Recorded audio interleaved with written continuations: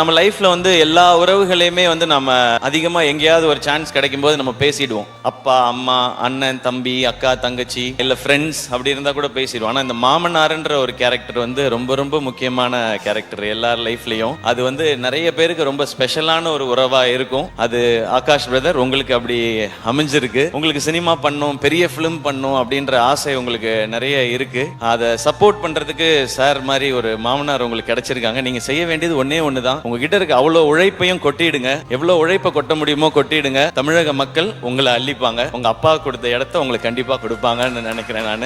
ஏன்னா first film வந்து ஒரு எக்ஸ்பெரிமெண்டா பண்ணலாம், இந்த அளவுல பண்ணலாம், இப்படி பண்ணலாம் அப்படி நினைக்காம லான்ச்சே இவ்வளவு பெருசா இருக்கணும்னு நினைச்சு இப்படி ஒரு ஃபென்டாஸ்டிக்கான டைரக்டரை தேடி பிடிச்சி இப்படி ஒரு படம் பண்ணணும்னு நினைக்கிறாங்க. ஸோ நீங்க அவங்களுக்கு திருப்பி கொடுக்க வேண்டியது ஒன்னே ஒண்ணுதான், உங்களுடைய உழைப்பும் சக்சஸும் மட்டும்தான். அதை பார்த்தா அவங்க ரொம்ப ஹாப்பியா இருப்பாங்கன்னு நினைக்கிறேன். அது இந்த படத்துல நடக்கும்ன்ற நம்பிக்கையும் எனக்கு இருக்கு. இந்த ட்ரெய்லர் எனக்கு அன்னைக்கு வீட்டில் வரும்போது காமிச்சாங்க. இந்த சாங்ஸ் எல்லாம் கேட்கும் பொழுது ஏன்னா எனக்கு என் மாமனார் ரொம்ப ஸ்பெஷல். எனக்கு பொண்ணு கொடுத்ததே பெரிய விஷயம். நான் என்னோட தாய் மாமா தான் அவங்க. இருந்தாலும் எனக்கு வந்து நிரந்தரமான வேலையோ அதெல்லாம் எதுவும் இல்லை. டெலிவிஷன்ல இருந்த காம்பேரர் ஒரு எபிசோட் பண்ண 4500 ரூபாய் கிடைக்கும். இப்ப பாலா ஏஞ்சலின்லாம் நிறைய வாங்குறாங்க இப்ப விஜய் டிவில. ஏன்னா விஜய் டிவி வளர்ந்துருச்சு. இவங்க இந்த ஈவெண்ட்டுக்கே எனக்கு தெரிஞ்ச லட்சத்துல தான் வாங்கியிருப்பாங்கன்னு நினைக்கிறேன். ஸோ அப்பெல்லாம் 4500 ரூபாய் தான் கொடுப்பாங்க. ஸோ பரவாயில்ல. ஆனா எங்க மாமனார் என்ன சொன்னாருன்னா, அவன் ஏதோ ஒன்று பண்ணணும்னு நினைக்கிறான், மெட்ராஸ்க்கு போய் சர்வே பண்றதே பெரிய விஷயம், அவன் சினிமாவுக்கு போகணும்னு நினைக்கிறான், சப்போர்ட் பண்ணுவோம்னு சொன்னாங்க. எனக்கு இன்னைக்கு மேடை பார்க்கும் பொழுது நான் என் மாமாக்கு, மனோர் மாமாக்கு தேங்க்ஸ் சொல்லணும்னு நினைக்கிறேன். இந்த மேடையில் அவங்க தான் என்ன தைரியமா சப்போர்ட் பண்ணது. போடா ஏதாவது ஒன்று முயற்சி பண்றான், அவன் பண்ணணும்னு நினைக்கிறான், பண்றா பார்த்துக்கலான்னு சொல்லி.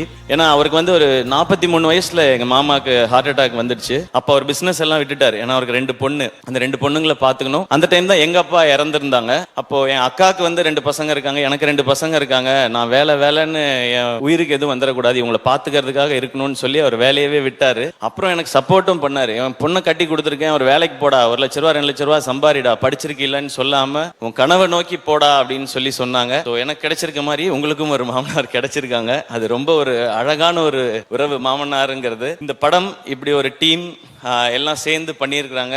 அண்ட் ஃபர்ஸ்ட் சாங்ஸ் கேட்கும் பொழுது பயங்கரமா இருக்கு. அது சொல்லவே தேவையில்லை. யுவன் சாரும் விஷ்ணு சாரும் சேர்ந்தா அது ஒரு மேஜிக்கல் காம்பினேஷன் தான். நான் காலேஜ் படிக்கும்போது உங்கள் கேசட்ஸ் அவ்வளோ வாங்கி வச்சுருக்கேன். நான் ஒரிஜினல் கேசட் தான் வாங்குவேன். எனக்கு காலேஜ் படிக்கும்போது இருந்த 2 பழக்கம் வந்து, ஒன்று சினிமா பார்க்கறது, இன்னொன்று கேசட் வாங்கி பாட்டு கேட்கறது. நமக்கு வேற இதெல்லாம் கிடையாது, காலேஜ் டைம்ல இருந்தே கிடையாது அது. ஸோ காசை சேர்த்து வைக்கிறது எல்லாமே சினிமா பார்க்கறதுக்கும் பாட்டு கேட்கறதுக்கு மட்டும்தான்.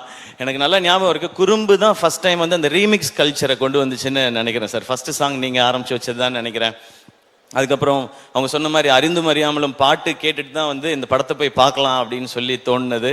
உங்களுடைய எல்லா படங்களும் அந்த மாதிரி. உங்களோட எல்லா படத்தையும் நான் பார்த்துருக்கேன் சார். தேட்டரில் தான் பார்த்துருக்கேன். பாஞ்சா உட்பட போய் பார்த்துருக்கேன். அது நீங்கள் டைரக்ட் பண்ணியிருக்கீங்கன்ற ஒரு காரணத்தினால போய் பார்த்தேன். ஒரு பயங்கரமான ஒரு ஃபிலிம் மேக்கர் விஷ்ணு சார். அவருடைய அந்த கலர் சென்ஸாக இருக்கட்டும், ஆர்டிஸ்ட்டை ப்ரெசென்ட் பண்ணுற விதமாக இருக்கட்டும், அந்த ஸ்டோரியை கொண்டு போகிறது, மியூசிக்காக இருக்கட்டும், அது ஒரு புது ஃபீலில் இருக்கும்.